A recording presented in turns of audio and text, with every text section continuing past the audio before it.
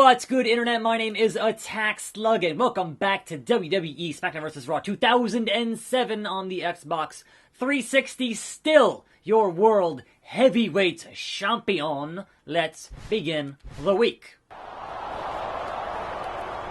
Hey, champ. I just want to congratulate you on defending the world heavyweight title at Armageddon.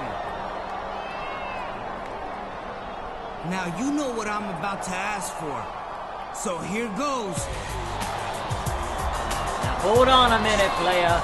Here comes Teddy Long with something to say. Champ, that was a hell of a match you had at Armageddon. I've never seen anything like it. Hey, Teddy, if you thought that match was good, how about another champion versus champion match tonight? Except for the title this time. That's a great idea, Ray. Tonight, the two of you will face off in a ladder match for the Cruiserweight title. Burn. Teddy? I don't think I'm allowed to compete for the Cruiserweight title. You're right, champ. If you win tonight, Mysterio still keeps the title, okay? Holla, holla, holla. That's I don't think weird. Mysterio thinks that's anywhere near as good. Yeah, well, Teddy Long doesn't make all the rules, Cole. He just got to enforce them. That's kind of a strange stipulation.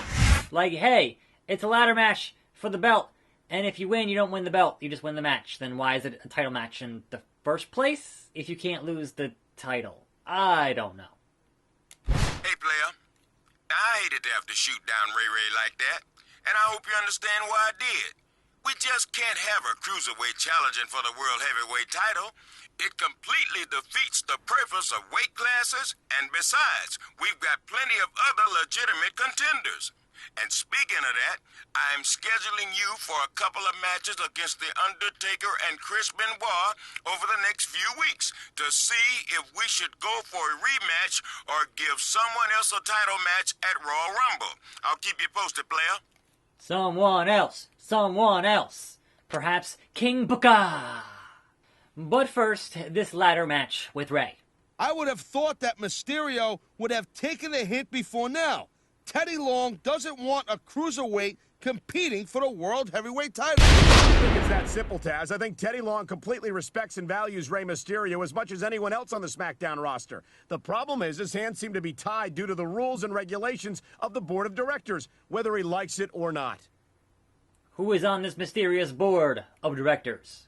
How do you think the champion feels about Mysterio not getting an opportunity to compete for the world heavyweight title in this matchup, Taz? Well, it seems like him and Mysterio are kind of tight, so I bet he's sort of relieved.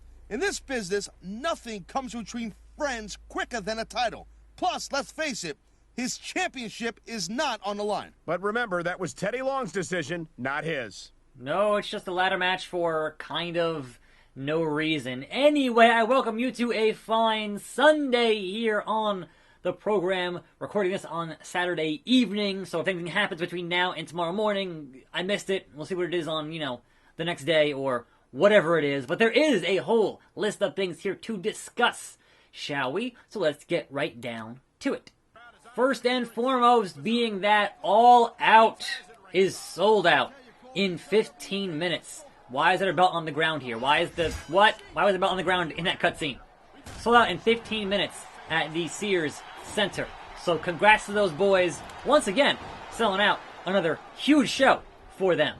And the competition continues to rise in the world of wrestling. And I am super hyped to see that happening. Keeping that thing going for them. Keeping that burst of, momentum for them is very important as they roll toward their TV deal in October.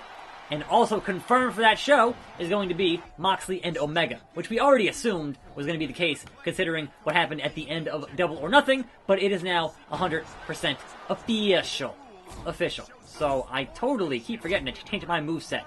I'll get to it, you guys. Don't you worry. It's going to happen sooner rather than later, if you will. So there is that. Now then, New Japan talent supposedly not happy with Ring of Honor and kind of don't want to do any work to cross-promote with Ring of Honor. And honestly, given the state of Ring of Honor lately, I totally and completely do not blame them on that bit of business. Like, it just if you are a top-tier New Japan talent, it's going to lower your stature just a bit to work down there in Ring of Honor, considering the current state of their product, if nothing else. Like, certainly they have some good talent, but their product at the moment, not so much. Not so much. Double underhook. Boom. Hip toss. And then turn around, and then time to hit that slug exploder, if you will, or not. Or not. Mysterio, the crafty veteran, the wily veteran. Anyhow, Lars Sullivan has a knee injury, and it might be worse than they thought, but waiting on an MRI for that thing. So no word on that just yet, but they're waiting to find out if it actually is that bad. And if so, look, I'm not going to say it's karma, but yeah, you know, all that stuff comes back to haunt you eventually. Eventually. So, we'll see, man. There's just been a spate of knee injuries going around here lately. I feel like a lot of people with, you know, ACLs and knees and all kinds of things in the leg areas have been not great in the past little bit here. Not great at all. So, also, I just want to hit a finisher, Ray. I just want to hit a finisher. Will you let me hit one, please, before I go and get the ladder and do my business with that. Now then, Monday Night Raw. We have some stuff announced for that show tomorrow. Number one being that Daniel Bryan is announced as a wild card for that show. Kind of, against his will. He doesn't want to be a wild card, but he's being forced to be a wild card on that show, which kind of calls into question a lot of things on what the very nature of the wild card thing has to be in the first place, and who is controlling that in terms of who's being invited where, because we kind of don't have any more GMs, right? It's just the McMahons. So that, in a lot of ways, is kind of like, wait, then who is the one who had to invite him to force him to show up for this wild card thing? I do not know. And it's not very clear on any of that, to be honest. No, get it to the end of the ring, you idiot! You absolute and total idiot. I didn't want to do that. I'm wasting all this time to get a ladder into the ring. It was the Y button. I'm an idiot. And now I have to hit here and hit Ray with it because he's already gotten up. He's already gotten up, folks. Take that. Take that. I'm storing it. I'm placing the ladder. I'm picking up Ray. Don't reverse it. Don't reverse it. Don't reverse it. Slug exploder into the turnbuckle. Buckle exploder. And then climbing yonder ladder. And then grabbing... No. Draining, draining, draining, draining, draining all the way. Ray, you can stay down there. That's fine. Because I'm going to win this belt. But not really.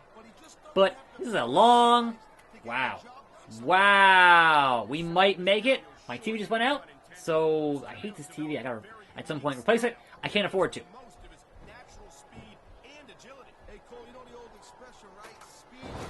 So, legit... My TV is still out right now, and I won the belt, so I can hear my TV, and then over there on the monitor is like delayed by 3 seconds, and that's a problem. So I'm going to try turning it off, turning it on here, and hopefully that works. If this thing's broken, I'm just in real trouble here, so let's find out. All kinds of problems here. All kinds of tech problems here in the Slug household. Come on, TV, come back before the cutscene. Please, come back. TV, there it is. Okay, we're good, we're good. Here is your winner, and not the Cruiserweight Champion of the world. Attackslug has to hand the belt back because dumb rules and reasons in weight classes. 1-on-1 with The Undertaker on SmackDown. The man behind the mask. Well, okay then. You know, it's text and you can read it if you want to, or if you don't want to, also fine. But also, we saw the man behind the mask when he had to unmask in WCW. The other thing that was announced for Raw on Monday is a fatal 5-way to determine who will fight Joe for his U.S. title at Stomping Ground, which is next Sunday. So, you know, we are 1 week away here. These are the go-home shows for Stomping Grounds. And then I think after that it's going to be Extreme Rules. I think it's mid-July, if I'm not mistaken. But I could be mistaken. I honestly forget what that date was for that whole bit of business. But, you know, anyway, I honestly, this whole stuff with Joe, I think, can be drawn out longer if they wanted it to be, because you have a lot of good contenders there, and I want to see more guys going for that U.S. title. I want to see Joe as a fighting champion, and I want to see a lot more better matches from that and those guys, which can be delivered because they're all incredibly talented. Now then, for SmackDown, on the other side of things I don't want to see ever again, is you have Alexa Bliss being announced for a Moment of Bliss, and her guest on that show will be Bayley.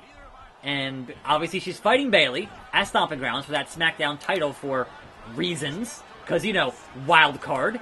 And look, have we already forgotten, Bayley, this is your life? Have we already forgotten that? Or as Booker T said, this is hard to watch. Like, really, that's not a segment I want to see, because we know how these things end up going with those two. It's just not, it's not great. I guess some of that could be down to the writers, right? You could always say, hey, it's the writers. If they're having to be so heavily scripted, the writers are to blame here. But we know that, come on, Vincent Kennedy McMahon is the one who greenlights all this stuff. However, I did see a report that they're hiring new full-time writers at the moment. And if you were a wrestling fan who had the actual experience to do that, I have to wonder, why would you want that job?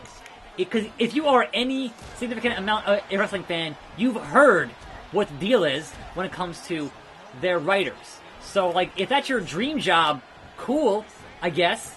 But you know your best ideas are going to end up not working because Vince is going to say, nah, that's not what we want. And Vince is the end of the line when it comes to ideas making it onto television. So, again, I don't know why you'd want that job, to be honest. But it's out there. If you have the 5 years of TV writing experience, the job is out there. So, good luck to y'all. Good luck. Because I would not want that job. Like, no. I'm good. My TV today is just the worst. The absolute worst. And I hit store finisher. I didn't hit regular referee. I hit store finisher to hit Taker with that slug exploder. Slug exploder. And do that thing onto him. Anyhow, elsewhere, Mike and Maria have signed 5-year deals. So the rumor of them trying to get people to sign 5-year deals seems pretty concrete at this point. And I guess Mike stays on 205 Live and Maria stays doing something, right? But it's like, they were one of the ones who were the most vocal of, hey, we're going to leave. We're going to go to AEW or whatever.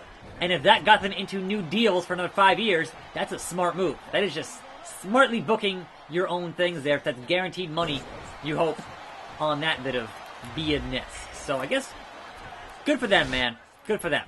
Can't hate on that, to be honest. You can't hate on that. If you're getting that money for that work that you're doing on 205. Sure, why not? Seems fine to me.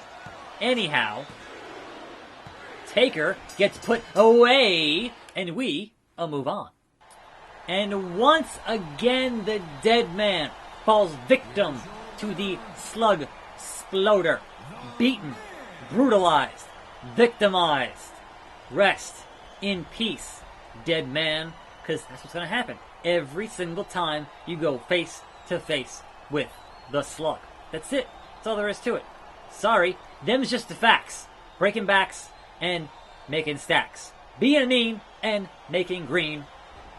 Cashing checks and breaking necks. And then on the flip side, the crossface locked in. Mysterio's tapping. This one's over. This match is over. But Benoit's not letting up. Looks like he's giving a little more friendly advice to Mysterio. Friendly has got nothing to do with it, but the message from Benoit seems clear enough. Don't try getting involved in the World Heavyweight title picture. So I can't come to save the day for little Ray Ray? No, that's just not going to happen? Okay, I suppose. Yo, what's up, dog? Good luck tonight against Chris Benoit. My shoulder's still a little sore from when he stretched me out last week. But that's not gonna stop me from making an impact tonight in my match against The Undertaker. I'm gonna prove to Teddy Teddy Long that I deserve a World Heavyweight title match, no matter what. I'll talk to you later, man. Later, man. That's cool. Okay, champ. Non-title match. And it might make for a good match at the Royal Rumble, but it still seems like something's missing. What could that be? What could be missing for that world title match? Perhaps a fatal four-way, if I had to guess about what's going to happen there.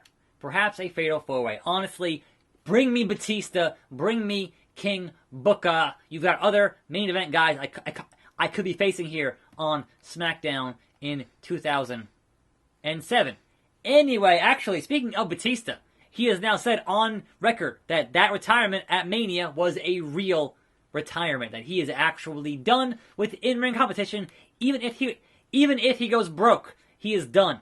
And he's getting them checks from Hollywood, so why wouldn't you be done? But, you guys know. You know what I know. It's still wrestling. And you never say never. Because, like Terry Funk says, forever. Forever. Anyway, I'm attackslug. Thanks for watching. More videos on this channel. Tune in for those. See you next time. And I'm out.